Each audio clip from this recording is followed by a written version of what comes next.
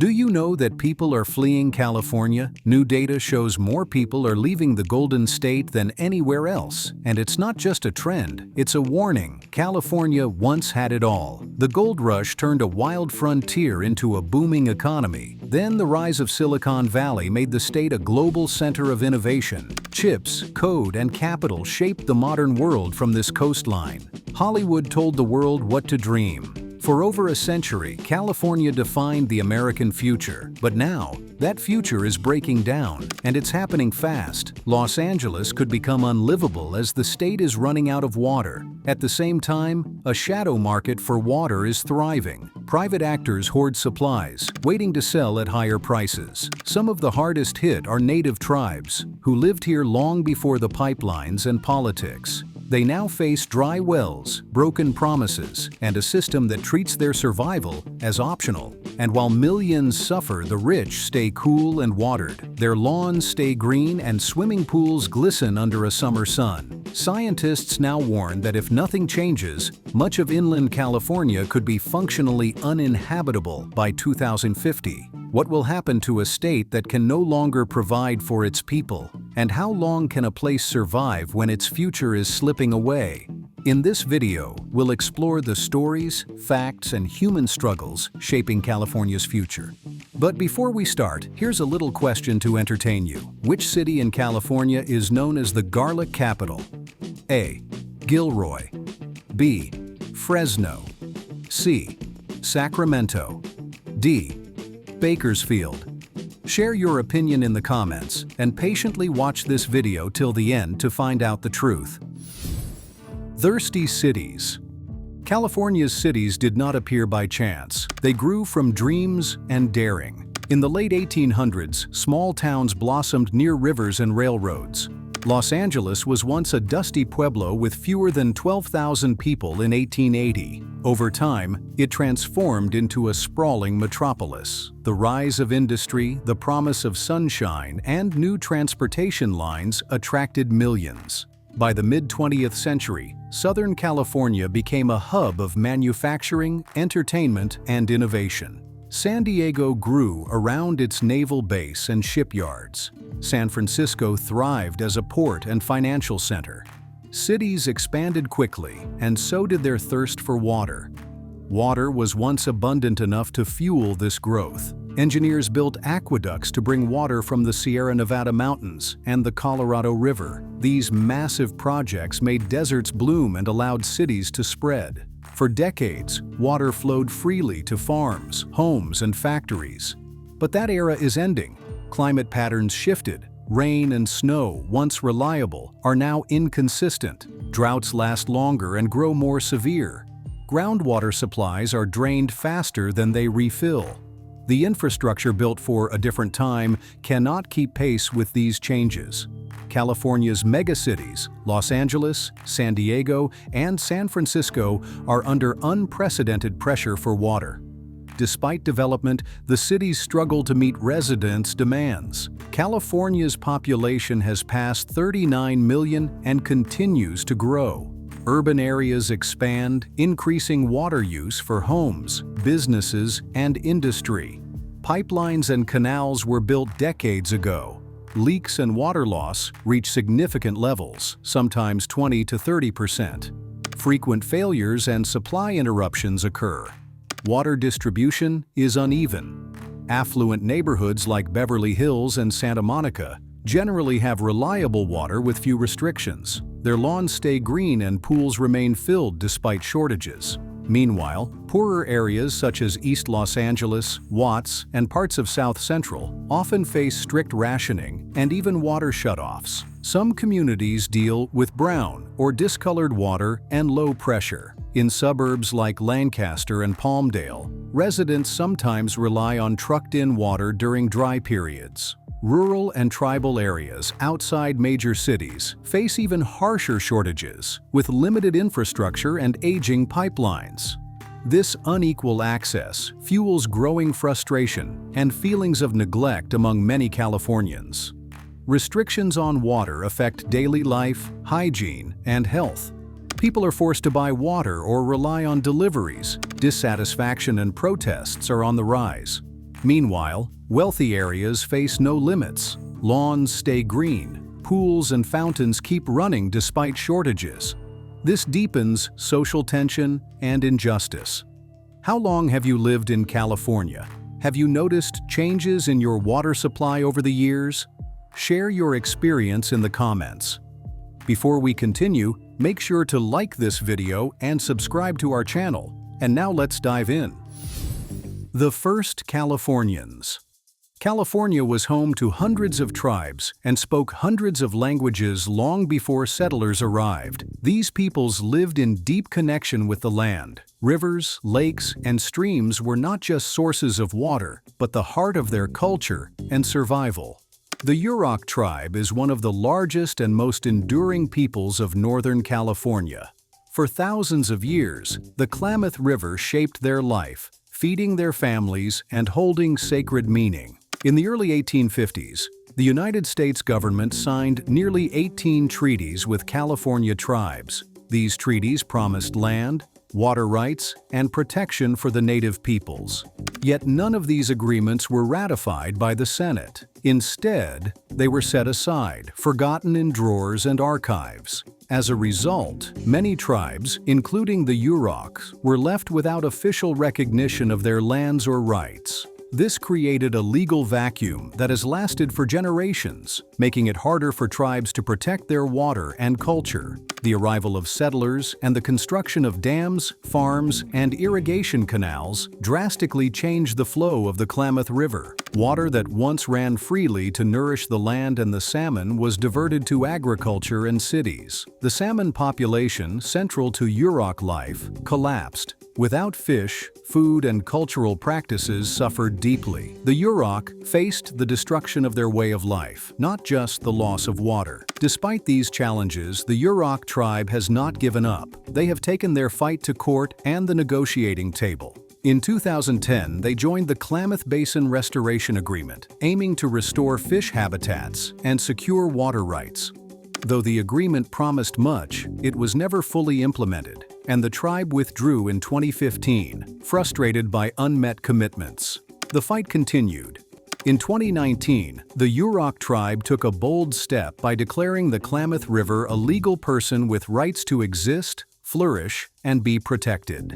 This unprecedented move underscored the river's importance not just as a resource, but as a living entity tied to their identity. Then, in 2025, the tribe regained control of 73 square miles of ancestral lands along the river. These lands are now managed to protect salmon habitat and preserve cultural heritage. The Yurok struggle is more than a battle for water. It is a fight for survival, respect, and recognition.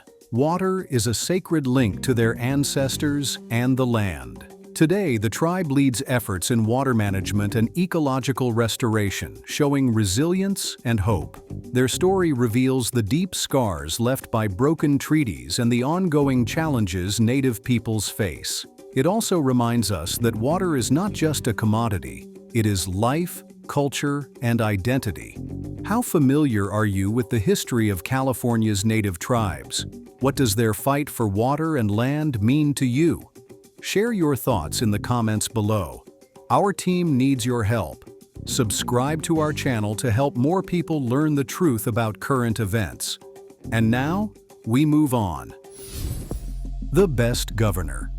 California has faced severe crises before. In the 1970s and early 1980s, the state was trapped in a deep economic crisis. Budgets were in the red, services were cut, confidence was low. Many thought California's golden days were over. It was a time of uncertainty and challenge. Into this storm stepped Edmund Gerald "Jerry" Brown Jr. Born in San Francisco in 1938, he was the son of Pat Brown, a former governor himself. Jerry Brown grew up witnessing politics and public service firsthand. He studied at the University of California and earned a law degree. His political career began in the 1960s, serving as California's Secretary of State and Attorney General. Brown first became governor in 1975, at the age of 36. His youth was a symbol of change. He reorganized state agencies to improve efficiency and reduce waste. Brown focused on long-term planning, investing in infrastructure and education despite financial constraints. His policies helped California avoid deeper financial collapse and set the stage for economic growth. He introduced reforms to modernize government operations and promote fiscal responsibility. Brown's pragmatic approach earned him a reputation as a capable problem solver who could manage tough situations without resorting to panic or drastic cuts. After serving 2 terms in the late 1970s and early 1980s, Brown stepped away from politics for decades. He returned to the governor's office in 2011, facing new but familiar challenges. California was again in financial trouble. Budget shortfalls threatened public services. Environmental concerns loomed large. Brown once again took charge, balancing the budget and creating reserves that brought stability. He launched bold environmental reforms, including a cap-and-trade program to reduce carbon emissions. He pushed for investments in renewable energy and education, showing commitment to sustainable growth. Brown's leadership style was unique. He lived modestly, refusing the trappings of power. He flew economy class, drove an old car, and avoided lavish parties. This humility earned him respect from supporters and critics alike. Still, he was not without critics. Some accused him of raising taxes too much and stifling business growth. Others felt his environmental policies were too strict. His control over land use and criminal justice decisions sparked controversy. Despite this, most agreed he guided California through difficult times with steady hands. Today, California faces new crises, from drought and wildfires to housing shortages and economic uncertainty. Once again, the state stands at a crossroads. The question arises, who will be the next strong leader? Do you consider Jerry Brown a true hero of California? Would you want a leader like him guiding the state now? Share your thoughts and opinions in the comments below. Now, please take a moment to hit that like button. It's a small action, but it helps YouTube's algorithm promote our videos to a wider audience. Displaced by drought. California's drought is no longer just about shrinking reservoirs and parched landscapes. It is a crisis of people losing their homes and entire communities fading away. Water is life, and when it disappears, so do towns. East Porterville is a small community tucked into the San Joaquin Valley. For decades, it has struggled with the harsh realities of California's drought. The problem is not new, it has lasted for generations. The town's wells have been drying up slowly but steadily since the late 20th century. Overpumping of groundwater by nearby farms and cities has caused the water table to drop deeper every year. What once was a reliable source for homes and farms has become scarce and unreliable. By the early 2000s, many residents in East Porterville faced regular water shortages. Wells that supplied families ran dry without warning. Water quality declined as the remaining supply became contaminated. People were forced to rely on bottled water or deliveries by truck. The community's struggles intensified with each passing drought cycle. The 2012-2016 drought was especially brutal. Thousands of residents went without steady water for months. Schools had to close early. Businesses lost customers. Many families moved away, seeking stability elsewhere. Despite efforts by local and state officials, the crisis has persisted. The infrastructure is old and insufficient. Funding is limited. Water delivery programs bring relief but cannot solve the root problem. East Porterville's story is a harsh reminder that drought is not just an environmental issue, it is a human crisis. The community continues to fight for basic access to water while the land around them grows drier. Farther north, the coastal town of Mendocino tells a similar story. Once a thriving community based on farming and tourism, it now struggles with water shortages. Groundwater pumping has depleted the aquifers. Wells run dry, crops fail, and jobs vanish. Tourism has slowed as the region battles water shortages. Residents face tough choices: stay and face a future without water, or leave in search of better opportunities. The population steadily declines. Services like schools and healthcare struggle as tax revenues fall. Streets grow quieter, with more empty homes and shuttered shops. This pattern is repeating across California. Small towns and rural communities are shrinking or disappearing altogether. Water scarcity destroys not just livelihoods, but the very sense of place. Roads and schools fall into neglect. Families are forced apart, generations uprooted. East Porterville and Mendocino are warning signs. They reveal the human toll of drought and mismanagement. Without serious intervention, more towns face similar fates. The state's map is slowly being redrawn by water scarcity. Have you seen places around you suffering like this? How should California respond to protect its communities? Share your thoughts and stories in the comments. Share this video on X and Facebook to help us grow. Every share counts. The Delta Crisis. The San Joaquin Delta is the lifeblood of California's water system. It is one of the largest freshwater estuaries in the western United States. This sprawling network of rivers, sloughs, and islands channels water to millions of people, thousands of farms, and diverse wildlife. Without the Delta, much of California's agriculture and urban centers could not survive. For years, the Delta has faced serious challenges. One of the most pressing is saltwater intrusion. When freshwater flow from upstream rivers falls, ocean water pushes into the Delta. This intrusion increases the salinity of the water. Saltwater is harmful to crops, drinking water supplies, and sensitive ecosystems. The result is reduced water quality for both people and nature. Pollution also adds to the problem. Agricultural runoff carries pesticides, fertilizers, and other chemicals into the waterways.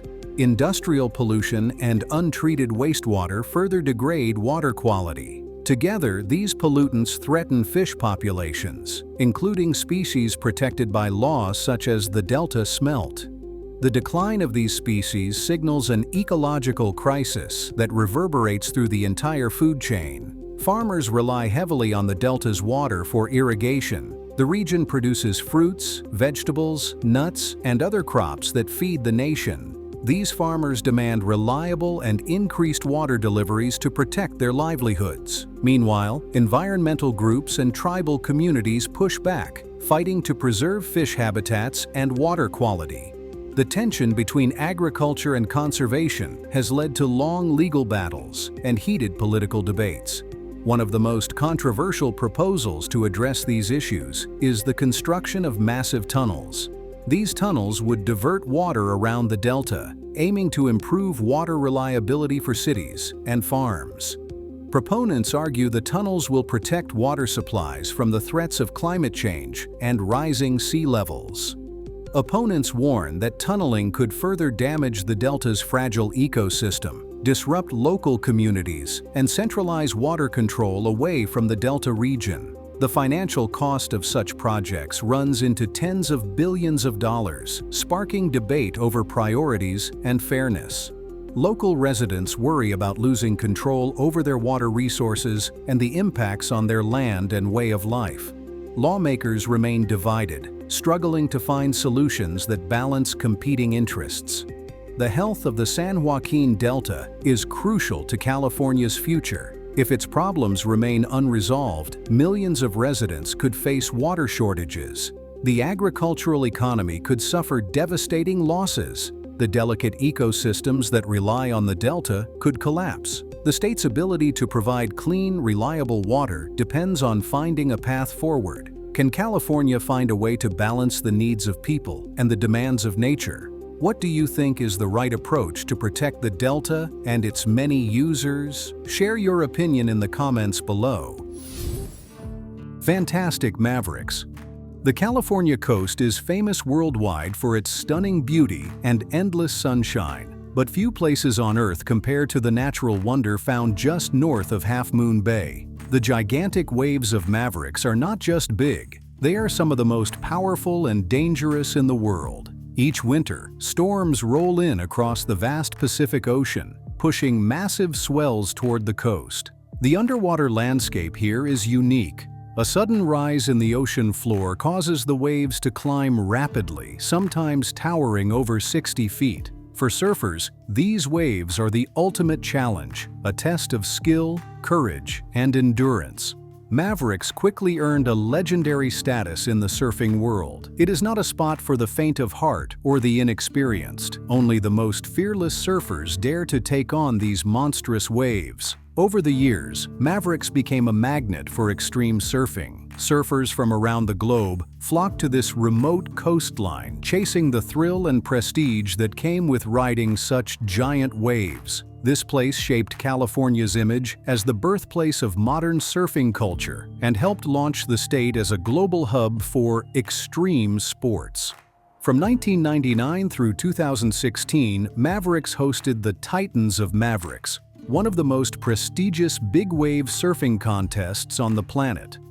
Unlike regular surfing competitions, the Titans of Mavericks only took place when the waves reached a minimum height of 18 feet. This meant the event could be called on short notice, making it both unpredictable and highly anticipated. The contest attracted the best surfers worldwide, who battled the raw power of the ocean for fame and glory. Sadly, in 2019, the World Surf League canceled the event indefinitely, citing logistical challenges and safety concerns. But Mavericks' spirit lives on through the Mavericks Surf Awards, celebrating the best performances and most stunning footage of the big wave season each year. Yet behind the thrill and beauty lies a growing concern. California's ongoing drought is not just drying out the land, it is subtly changing the ocean too. The reduction in freshwater flowing from rivers into the sea affects ocean currents and temperatures. Warmer waters and changes in salinity can alter how waves form and break. Pollution and human impact only add to the pressure on this fragile ecosystem. If these trends continue, the iconic waves of Mavericks may lose some of their power and character. What once was a wild and untamable force could change, threatening the very culture and sport it inspired. Mavericks stands as a symbol of nature's immense power and unpredictability, but it also serves as a reminder of the fragile balance that supports such wonders. Climate change and drought don't just impact cities, farms, and forests. They reach deep into the ocean, reshaping the forces that create these massive waves. Have you ever seen the giants of Mavericks? How do you think climate change and drought will reshape California's surfing culture? Share your thoughts, experiences, and stories in the comments below. The rich stay wet.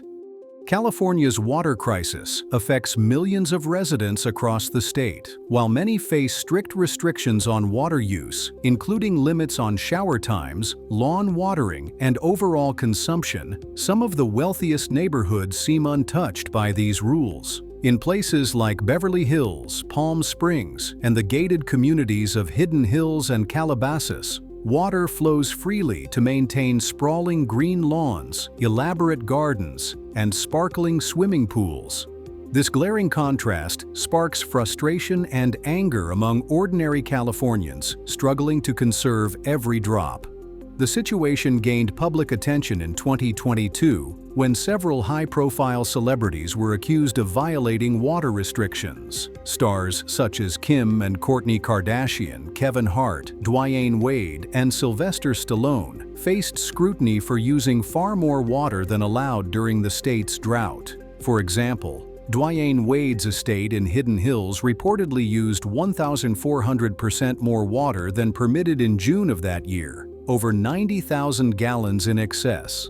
Sylvester Stallone and his wife, Jennifer Flavin, exceeded limits by 533%, consuming 230,000 gallons above the allowed amount. Kim and Kourtney Kardashian received notices for overusing 232,000 and 101,000 gallons, respectively. These figures reveal a pattern of excessive consumption amid an ongoing crisis. In response, local water agencies began installing flow restrictors on properties identified as high water users. These devices limit water pressure and reduce the flow to showers, toilets, and irrigation systems, aiming to curb wasteful use. Yet, despite these measures, outdoor water use in affluent areas remains disproportionately high. Studies show that roughly 70% of water consumed in neighborhoods like Hidden Hills is used outdoors, mainly for watering lawns and gardens. This allows the rich to maintain their lush landscapes while the rest of the state endures severe restrictions. Why does this happen? Wealthy residents can often afford to pay fines without changing their habits. They also invest in private irrigation systems that operate automatically, sometimes without human oversight. For many, a perfectly manicured lawn is a status symbol and part of their lifestyle, making water conservation a low priority. This culture of consumption clashes with the reality faced by millions who must choose between basic needs and compliance. Public reaction has been swift and harsh. Many Californians accuse celebrities and the wealthy elite of selfishness and hypocrisy. They argue that the current system unfairly protects the rich while burdening ordinary families. Is it fair that the rich exceed water limits while the poor struggle to make ends meet? Should the state implement harsher measures to control excessive consumption in wealthy areas? Share your thoughts and ideas in the comments below. The invisible house. Have you ever wanted to hide away from all your problems in a place where no one can bother you? If so, this is definitely for you. More people today are dreaming of escaping the constant noise and stress of city life. This feeling is especially strong in places like California, where droughts, wildfires, and power outages are becoming more common. The idea of an invisible house, a home that is almost entirely self-sufficient, quiet, and hidden from view, is growing in popularity. These homes offer a way to disconnect from crowded city grids, conserve precious resources, and find peace deep in nature. An invisible house is designed to use as little water and energy as possible. It collects rainwater through rooftop systems and stores it in large tanks. The water is then filtered and reused inside the home for drinking, bathing, and irrigation. Many of these houses rely on solar panels or small wind turbines to generate electricity. Batteries store the power, allowing the home to run smoothly even during power outages or when the sun isn't shining. Some invisible houses use natural heating and cooling methods, such as earth tubes or thick stone walls, to maintain comfortable temperatures without relying on electricity or gas. Most invisible homes are located far from urban centers, nestled in remote forests, on hillsides, or hidden in valleys. They blend seamlessly into the landscape, built with natural materials like wood and stone. Their colors and shapes mimic the environment, making them almost impossible to spot from a distance. The goal is not only privacy and solitude, but also to leave as little environmental impact as possible. These homes show a deep respect for the land, aiming to live lightly without disturbing wildlife or natural processes. Living in an invisible house means embracing simplicity and self-reliance. There are no monthly utility bills, no water rationing worries, and no fear of blackouts. Residents often grow their own food, compost their waste, and carefully manage every resource they use. This lifestyle creates a strong connection with nature and encourages mindfulness about consumption and sustainability. However, living completely off the grid is not without challenges. Homeowners must maintain complex systems themselves and be prepared to handle emergencies without nearby help. Supplies can be hard to reach, and medical services may be far away. Isolation can be difficult for some, and adapting to such a lifestyle requires patience, knowledge, and a willingness to face difficulties head-on. In California, where water shortages have become a defining crisis, the invisible house is more than a dream. It is a practical solution for some people seeking freedom from unreliable utilities and rising costs. Would you want to live in such a home? How important is independence from city services and utilities to you? Share your thoughts and experiences in the comments below. Dead fish. The salmon is one of nature's most amazing creatures. Its life cycle is complex and extraordinary. Every year, adult salmon travel hundreds of miles from the ocean back to the fresh rivers where they were born. There, they spawn, continuing the circle of life. This journey is difficult and dangerous, yet vital for their survival. Salmon are not only a key species in many ecosystems, but also an important source of nutrition and a favorite for fishermen and communities. California's rivers were once full of life, especially salmon. These waters supported rich ecosystems and balanced environments. Rivers provide more than just water. They sustain fish, birds, mammals, and countless other creatures. They keep nature thriving and healthy. However, this balance is now under threat. Due to drought, overuse, and damming, many California rivers have seen dramatic drops in water levels. Salmon and other fish species are struggling to complete their migrations. Without sufficient water, salmon cannot reach their spawning grounds, leading to drastic declines in their populations. Scientists and environmentalists warn that some species face the risk of extinction if conditions do not improve. The situation is worsened by rising water temperatures and pollution. Warm water holds less oxygen, making it harder for fish to survive. Chemicals from farms and cities contaminate the rivers, further stressing aquatic life. The combined effects put enormous pressure on the ecosystem. Many rivers in California now run dry for parts of the year. This leaves vast stretches of barren riverbed, where once water teemed with life. Birds, mammals, and other wildlife that depend on these waters face starvation and loss of habitat. Entire food chains unravel as ecosystems lose their foundation. Some efforts aim to mitigate the damage. Artificial water releases are used in certain areas to help fish migrate and survive. Restoration projects work to improve habitats and water quality. Yet resources are limited, and the scale of the problem is immense. The decline of salmon and drying rivers serve as a stark warning. They show how deeply the water crisis affects not only people, but the entire natural world. Without change, the damage may become irreversible, threatening biodiversity and the health of California's environment for generations. What do you think can be done to save the rivers and the fish? Have you noticed wildlife disappearing near where you live? Share your thoughts and experiences in the comments below. Now it's time to find out the correct answer to the quiz. Which city in California is known as the garlic capital? A. Gilroy. B. Fresno. C. Sacramento. D. Bakersfield. The correct answer is A. Gilroy. Gilroy Garlic Festival. Gilroy is known as the garlic capital of California and the United States. This small city in the southern part of the state has built its identity around growing one of the most flavorful and popular crops, garlic. For decades, rich soil and a mild Mediterranean climate made Gilroy the perfect place for large-scale garlic farming. Farmers took pride in producing high-quality garlic that was shipped across the country and around the world.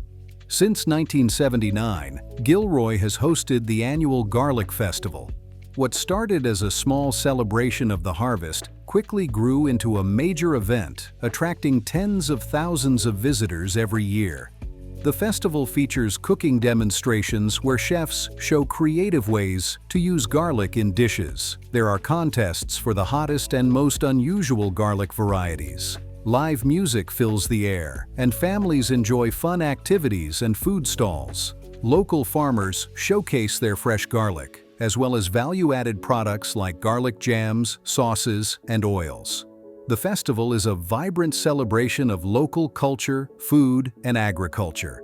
It also plays a crucial role in supporting the local economy by drawing tourists and spotlighting Gilroy's unique heritage. However, beneath the festive atmosphere, serious challenges threaten Gilroy's garlic industry.